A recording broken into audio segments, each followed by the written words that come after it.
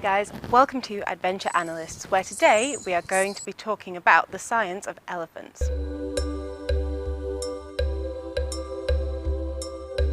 Now, I was recently at Kuala Ganda Elephant Sanctuary, which is in Malaysia, and it is an elephant sanctuary where they help to rescue elephants, hopefully rehabilitate them and relocate them, but also raise public awareness about the problems facing elephants. So as well as elephants being majestic, intelligent creatures, they also come up a lot on the science curriculum, and we're going to go inside and find out more.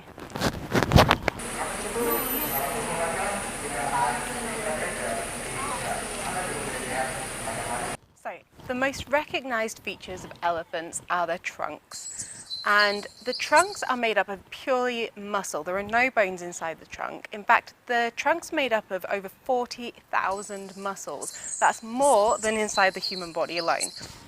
Now, the trunks can be used for all sorts of useful things. They can be used for smelling, they can be used for picking things up, they can be used for breathing, making the obviously famous trumpet sound, which can then be detected by their huge ears. So let's talk about those ears. Now, an elephant has a hearing range of 14 Hz to 12,000 Hz, compared with the human hearing range, which is 20 Hz to 20,000 Hz. Okay, so sounds that are below the human hearing range, so below 20 Hz, are called infrasound. And sounds that are above the human hearing range, so above 20,000 Hz, are called ultrasound. Now, elephants can communicate using both infrasound and sounds that humans can hear, though they prefer to communicate using infrasound over long distances because infrasound waves are much longer, so they have a longer wavelength than sounds that we can hear.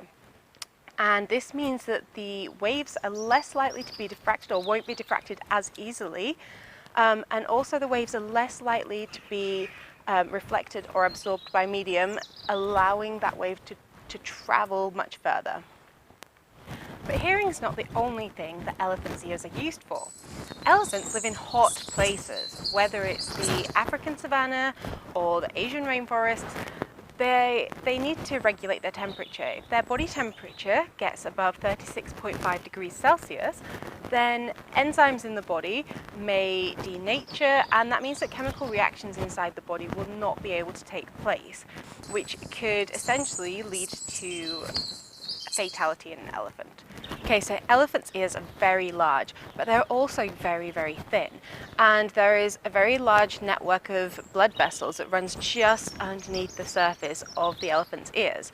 And this is vital for temperature regulation because what this does is it allows the body heat from the blood to be transferred to the atmosphere using radiation.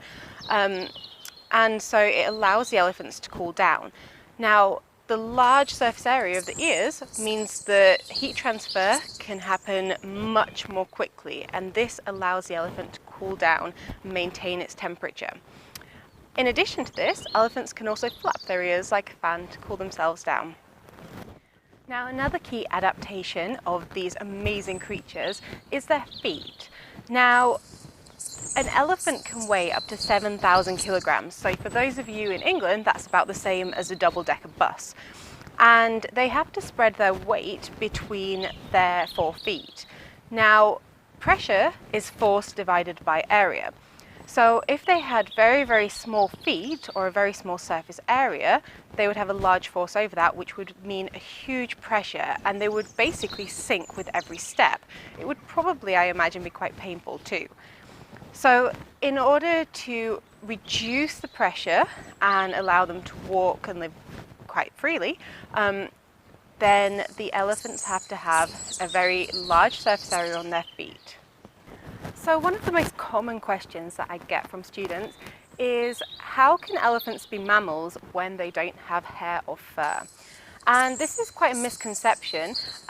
Let's just recap. So the features of a mammal are that it's a vertebrate, it's warm-blooded, it has hair or fur, it gives birth to live young, and it feeds its live young on milk.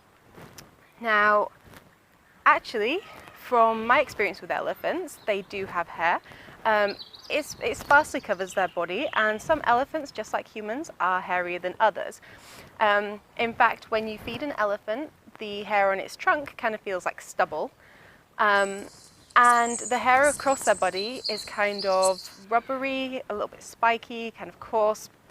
So they do have hair or fur, however you want to call it. It's just not as much as what you would see with some other mammals. And there you have it, the science of elephants. If you enjoyed this video, please check out my channel for other videos on the science of adventure, and don't forget to hit the subscribe button down below. Thanks for watching, guys. See you soon.